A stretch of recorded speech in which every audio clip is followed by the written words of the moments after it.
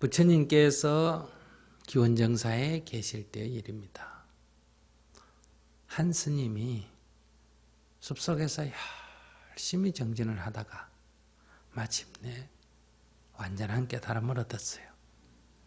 그래서 그 깨달음을 얻은 기쁨에 젖어서 혼자서 법열을 느끼다가 부처님께 알리고 싶었습니다. 그래서 숲속에서 일어나서 기원정사로 가고 있었어요. 그 지나가는 숲속의 한 마을에서 그때 우연히 이런 일이 있었습니다. 두 부부가 싸움을 하게 됐어요. 그래서 남편이 화가 나서 아내를 몇 대 때렸나 봐요. 그러니까 아내가 울면서 집에 가겠다고 한 거예요. 그러니까 남편이 화가 나서 갈 테면 가라 이러고는 집을 나가버렸어요. 근데 아내는 너무너무 억울해서 보따리를 사들고는 친정으로 간다고 집을 떠나가 버린 거예요. 남편이 조금 있다가 화가 풀린 뒤에 집에 와보니 아내가 없는 거예요. 아무리 찾아도 없어. 그때야 남편은 아내가 친정 가겠다 하는 게 사실이었구나 이렇게 생각하고는 아내가 갔을 거라고 짐작되는 그 친정길을 따라서 뒤쫓아갔어요. 그래 막 쫓아가니까 아내가 아주 그 울창한 숲속으로 그 외길로 지나가는 거예요. 그때 남편이 이상한 생각이 든 거예요. 이 숲속으로 여자가 혼자서 간다. 이 굉장히 무서운 길인데 이건 필히 누군가를 만나러 가나 보다. 그렇지 않고는 이 숲속으로 여자가 혼자 갈 수가 있겠느냐. 이렇게 하면서 아내를 의심하면서 그 숲속길을 따라간 거예요. 그 숲속길을 따라가다가 마침 아까 말씀드린 대로 스님이 그 숲속에서 공부를 해서 깨달음을 얻고는 자리에서 일어나서 부처님께 알리기 위해서 그 숲에서 지나갔고 마침 여인이 남편한테 맞고는 억울해서 친정으로 가면서 오다가 그 숲속길에서 함께 지나가게 된 거예요. 그때 마침 화가 나서 씩씩대고 쫓아온 남편이 그 장면을 본 거예요. 그러니까 이 남자 생각에 자기 아내가 이 비구를 만나러 이 숲속까지 왔다. 둘이가 뭔가 내통했다. 이렇게 생각이 확 미쳐버렸어. 그렇게 해서 이 스님을 엄청나게 두들겨 패버린 거예요. 처음에는 이제 자기 마누라를 가지고 남자를 숨겨놓고 있구나 이렇게 닥달을 했는데 마누라가 아니라고 하니까 그러면 저 스님이라도 책임이 있지 않느냐 이렇게 생각을 해서 거의 못 일어날 정도로 때려버린 거예요. 이렇게 해서 비슷하게 돼서 이 스님이 기원정사로 돌아오게 됐습니다. 그럼 어떻게 된 거냐? 그랬더니 글쎄 오는데 뭐 갑자기 어떤 남자가 나타나더니 이유도 없이 이렇게 두들겨 팼다는 거예요. 그러니까 옆에 있는 그 얘기를 듣고 스님들이 다 붕괴한 거예요. 어떻게 이럴 수가 있느냐. 그러면서 당신은 그럴 때 어땠어? 하고 물은 거예요. 그러니까 이 스님이 나는 화나지 않았습니다. 그래. 그 얘기를 듣기만 해도 옆에서는 다 화가 나가지고 어때요? 붕괴해 있는데 정작 맞으면 본인이 화가 나지 않았다고 하니까 그 말이 안 된다는 거예요. 거짓말 한다는 거예요. 수행자가 거짓말 한다는 거예요. 속인다는 거예요. 자기 양심을. 본인이 괜찮다는데 옆에서 양심을 속인다는 거예요. 이렇게 해서 이게 부처님께 알려지게 된 거예요. 그 주위에 있었던 많은 스님들이 이 비구가 자기 양심을 속입니다. 그랬을 때 부처님께서는 그가 이미 깨달음을 완성한 줄을 알으셨기 때문에 비구들에게 그렇지 않다고 말했습니다. 비구들이여 그렇지 않느니라. 스스로 모든 고뇌와 악한 감정을 다 제거한 사람은 마음으로부터 진심이라는 몽둥이를 던져버렸기 때문에 어떤 사람이 그를 때린다 하더라도 더 이상 성내지 않으리라. 이 아라한과를 정득한 사람은 어떤 경우에도 이렇게 진심이 일어나지 않는데 우리는 아직도 그 경지에 이르지 못했기 때문에 그건 있을 수가 없는 일이다. 그건 속이는 일이다. 그 솔직하지 못한 일이다. 어떻게 그럴 수가 있는가? 이렇게 우리가 항변하기가 쉽습니다. 그러나 번뇌가 다한 사람은 어떤 경계에도 거달리지 않는다. 그런 경지에 이르렀을 때 우리가 아라한과를 성취했다 이렇게 말하죠. 제가 젊은 시절에 학원 선생을 하면서 돈을 좀 벌었어요. 그때 이 세속적인 친구가 한 분 있었는데 그분이 늘 나한테 자기를 속인다는 거예요. 어떻게 자기를 속이는가? 사람이 돈을 벌 때는 돈을 벌어서 좋은 음식을 먹고 좋은 옷을 입고 자동차를 사고 좋은 집을 사고 그 다음에 그 돈으로 술 마시고 노래하고 춤추고 당구치고 이렇게 하는데 자기가 볼 때는 돈은 많이 버는데 좋은 옷도 안 사 입고 음식도 좋은 거 안 먹고 집도 안 가지고 있고 차도 안 가지고 있고 그리고 술 먹으러 가도 술도 잘 안 먹고 담배도 안 피우고 당구도 안 치고 바둑도 안 뜨고 노름도 안 하고 오입도 안 하고 그러니 너 뭐 때문에 무슨 재미로 사느냐는 거예요. 그러니까 그런 걸 안 하면 뭐 때문에 돈을 벌었냐는 거예요. 그러니 두 가지라는 거예요. 무슨 재미로 인생을 사는지 자기로서는 이해하지 못하겠다. 그 다음에 하나는 너는 그걸 나한테 속인다는 거예요. 난 아마 틀림없이 그런 것들을 나 없는 자리에서 따로 할 거라는 거예요. 근데 자기 그게 섭섭하다는 거예요. 왜 그런 문제를 친구인 나하고 같이 못 노느냐는 거예요. 등산 가고 뭐 이런 건 다 하면서 왜 그런 건 같이 안 하느냐는 거예요. 근데 그걸 어떻게 설명을 합니까? 그건 말 그대로 인생에 할 일이 많고 재밌는 일이 무궁무진하다는 것을 그 친구는 지극히 세속적인 일에 관심이 있는 그런 분이었는데 그런데 이분이 미국에 이민을 가게 됐어요.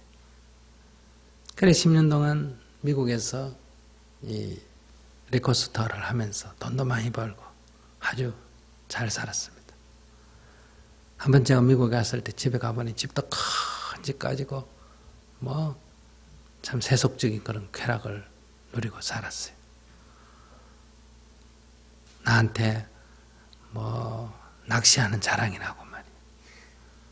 그런데 이제 여러분들 다 아는 LA 폭동 사건이라는 거 아시죠? 그게 터진 거예요. 그러니까 그 집이 완전히 흑인들에 의해서 불이 질러진 거예요. 그래서 사람이 너무너무 놀랐어. 죽을 뻔한 거예요.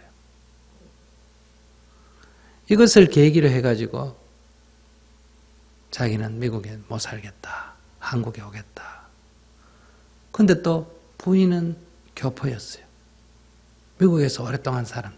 그 부인은 한국에 와서는 못 살겠다는 거. 이렇게 해가지고 남편은 한국에 와서 살겠다. 부인은 한국에 와서 못 살겠다. 애들도 한국에 안 오겠다. 이렇게 해서 이제 부부간에 갈등이 생긴 거예요. 이런 갈등 속에서 병이 난 거예요. 그래서 거의 죽을 병 정도가 될 정도로 병이 커진 거예요. 그때 제가 알게 됐고, 그때 제가 불개책을 줬어요.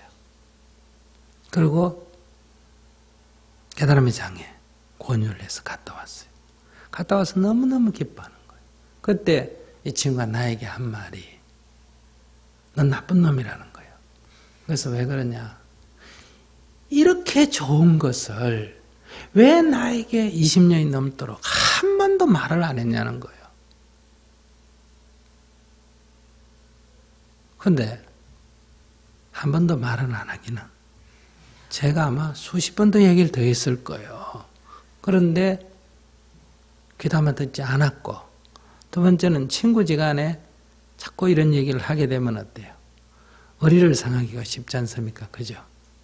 그러니까 귀를 막고 있기 때문에 안 했을 뿐이지 안 한 건 아니에요. 여러 가지 어려울 때마다 항상 조언을 해주면서 그렇게 너무 욕심내지 마라. 인생은 돈 갖고 사는 게 아니다. 그렇게 쾌락을 즐기는 게 좋은 것 같지만은 그것이 결국은 다 네 육신을 해치고 내 심성을 해친다. 이렇게 얘기해도 그게 귀에 안 들어오죠. 그때 그분 하는 얘기가, 이제야 자네가 무슨 재미로 사는지 조금은 알 것 같다는 거. 조금은 알 것 같다. 그러면서 참 좋아했어요. 이런 책이 있는 줄 몰랐다는 거예요. 그래서 책이란 책은 다 가져가서 읽고, 그렇게 좋아하더니 병이 조금 나았어. 나으니까 또 자식이 보고 싶으니까 미국으로 건너간 거예요. 그리고 소식이 끊어졌어. 그리고 얼마 있다가 그 어머니로부터 연락을 받았어요. 그래서 제가 방문을 했더니 이미 친구가 죽은 지가 1년이 넘었어요. 저에게 연락할 방법이 없어서 알리지를 못했다는 거예요. 그러니 결국은 자신의 건강을 해치고 자신을 죽음으로 몰고 가고,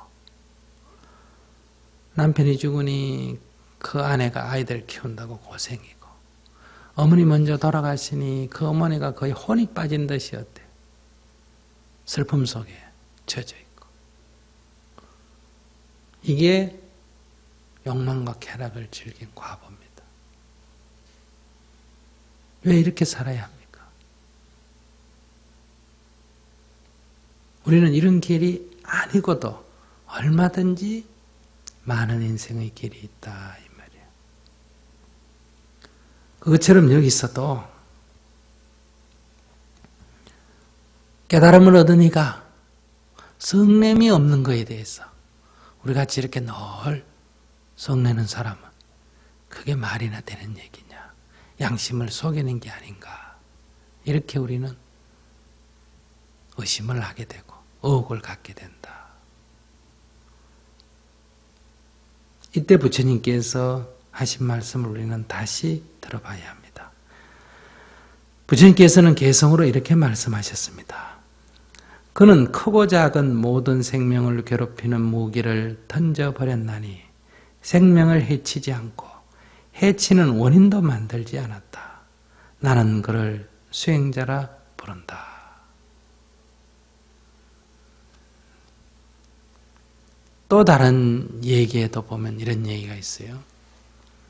어떤 부인이 스님들에게 공양을 올리면 많은 복을 얻는다 하는 얘기를 듣고는 자기도 복을 좀 많이 지어야 되겠다.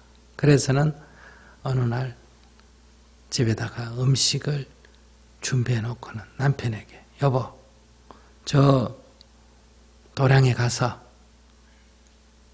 아주 훌륭한 스님 4분만 집으로 초대해 오십시오.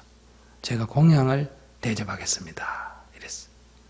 그래 남편이 마누라의 말을 따라서 수도원에 가서 저희 집에 4분의 스님들께 공양이 준비됐으니 좀 보내주십시오. 그러니까 수도원에서 이 공양 이미 순서가 있으니까 그래서 이 집에다가 순서에 따라서 4명의 사미를 그러니까 어린 스님들을 보낸 거예요. 이 어린 스님들은 나이만 어릴 뿐이지 이미 공부를 해서 다 완전한 깨달음이 이런 아주 고승들이 나이는 어리지. 그래 이분들이 이제 이 남편을 따라서 이 집에 이르렀는데 부인이 딱 보니까 어디 가서 어린애를 4명 데려온 거예요. 자기는 참 이 공양을 잘 지어가지고 큰 스님께 공양을 올리려고 준비를 해놨는데 남편에게 소리를 버럭 지르면서 어디 가서 내 손자보다 더 어린 애들을 데리고 왔다는 거예요. 그런데 쫓을 수는 없고 하니까 이렇게 자리를 깔고 접대를 해야 되는데 저 아래 4명을 갖다 앉혀놓은 거예요. 땅바닥에다. 그래 놓고는 다시 가서 모셔라는 거예요. 그래 남편이 또 마누라 성화에 못 이겨가지고 수도원에 가가지고 또 저희 집에 공양이 준비됐으니 스님이 오셔서 드셔야 된다고 청을 했단 말이에요. 그러니까 사리불존자를 보내신 거예요. 그래서 사리불존자가 이렇게 와서 보니까 공양이 4사람이 먹을 준비가 되어 있고 스님도 4사람이 앉아있는 거예요. 그래 사미들한테 물었어요. 공양은 드셨습니까? 아니요. 안 먹었습니다. 그래. 근데 왜 공양은 4인분이 준비되어 있는 거예요. 그러니까 바로를 들고 사리불존자가 그냥 돌아가 버렸어. 이 마누라가 화를 낸 거예요. 왜 왔다가 공양을 안 받고 그냥 돌아갔냐. 가서 다시 스님을 모셔오시오. 그래 보니 또 가서 스님을 청했는데 이번에는 또 목련존자가 오신 거예요. 그럼 목련존자 와서 보니까 음식은 4인분이고 스님이 4사람 앉아있는데 아직 음식을 안 드셨어. 그래서 또 돌아가 버렸어. 그러니까 이 부인이 또 남편한테 또 가서 모셔라는 거예요. 그러니까 여기서부터 약간 신화적 존재인데 이때 하늘의 천신이 가만히 보고 있으니까 이 마누라가 참 행패를 부리고 있는 거예요. 이 훌륭하신 이 4분의 스님을 못 알아보고 형상만 보고 나이만 보고는 박대를 하고 있는 거예요. 그래서 아주 늙은 사람의 모습으로 변했어. 그러니까 이제 이 남편이 또 이 늙은 스님을 모셔간 거예요. 그 늙은 스님이 오시니까 그 마누라가 이제 제대로 모시고 왔다고 아주 나이도 들고 고성같이 보이는 거예요. 그런데 이 스님이 오시더니 그 젊은 어린 사미 4명에게는 다 엎드려 절을 하고는 그 옆에 끝자리 가서 또 앉아있는 거예요. 그러니까 이번에는 이 마누라가 또 화를 벌컥 내면서 어디 가서 고승을 모셔라니까 늙어서 정신도 없는 노만 끼던 영감을 모셔왔느냐는 거예요. 어린애들한테 절이나 하는 저런 정신없는 사람 모시고 왔냐는 당장 쫓아내버리라. 그래 쫓아내놓고 들어오니까 또 그 자리에 앉아있는 거예요. 또 쫓아내놓고 들어오니까 또 그 자리에 앉아있는 거예요. 3번을 거듭하니까 그때 이 사람들이 뭔가 이상하다는 생각이 든 거예요. 그때야 이 천신이 본래 모습을 나타낸 거예요. 그러면서 이제 이 부인을 꾸짖은 거예요. 아무튼 이런 일이 있고 난 뒤에야 그 내 사미는 공양을 받은 거예요. 그 공양을 받고 정사로 돌아왔을 때 이 식사하고 돌아올 시간이 훨씬 지났는데 늦게 돌아왔단 말이에요. 그래서 어떻게 됐냐 하고 물어봤더니 있었던 일을 얘기를 했어. 그러자 그래 그런 거를 보면서 마음이 어땠냐고 물어봤어. 그랬더니 이 네 분의 사미가 마음이 아무렇지도 않았다는 거예요. 그러니까 이제 주위에서 그 얘기를 들은 사람들이 그 얘기 듣는 것만 해도 화가 나는데 그 여자가 어때 그럴 수가 있느냐 이거야. 이거 해도 너무했잖아. 한두 번도 아니고. 그런데 이 네 사미가 마음이 고야하고 아무렇지도 않았다는 거야. 그래 이제 이게 또 거짓말이라고. 거짓말한다고 말이야. 마음을 속인다. 화가 났으면 화가 났다. 성이 났으면 성이 났다. 짜증이 났으면 짜증이 났다. 이래 말을 해야지.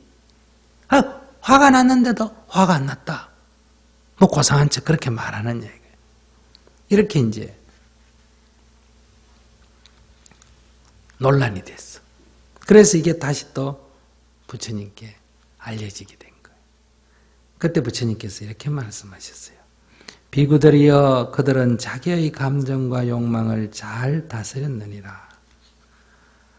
그리하여 자기들에게 반대하거나 저항하는 사람에 대해 반대하거나 저항하려는 나쁜 감정을 다 없애버린 아라한들이니라. 이렇게 말했어요. 그들은 이미 이 감정과 욕망을 잘 다스리는 그런 경지에 이르렀기 때문에 다른 사람들이 그를 반대하거나 욕설을 한다 하더라도 그에 대해서 저항하는 마음이 없는 경지에 이르렀다. 그러면서 부처님께서는 개성으로 이렇게 말씀하셨습니다. 원한을 품을 만한 자들에게 원한을 품지 않고 폭행하는 자들을 용서와 평화로 대하며 집착된 자들 속에서 집착이 없나니 나는 그를 진정한 수행자라 부른다. 원한을 품을 만한 자들에게, 즉 세상 사람이 볼 때는 원한을 품고도 남을 그럴 만한 사람들에게 원한을 품지 않고 나를 때리는 폭행하는 자들을 용서하고 방어로 대하며 집착된 자들 속에서 나는 집착이 없다. 바로 이것이 수행자다. 그런데 우리는 보통 너만 나에게 안 그래 봐라. 내가 무엇 때문에 너에게 그러겠느냐. 너가 나에게 화를 내 나도 화를 내지. 살다 보면 이런 경우가 많죠. 이렇게 되기가 쉽어요. 그런데 수행자는 그가 어떻게 하든 바로 자기 자신을 잘 다스리는 것. 이것이 수행이다. 우리는 지금 이런 경지에 있지 못합니다.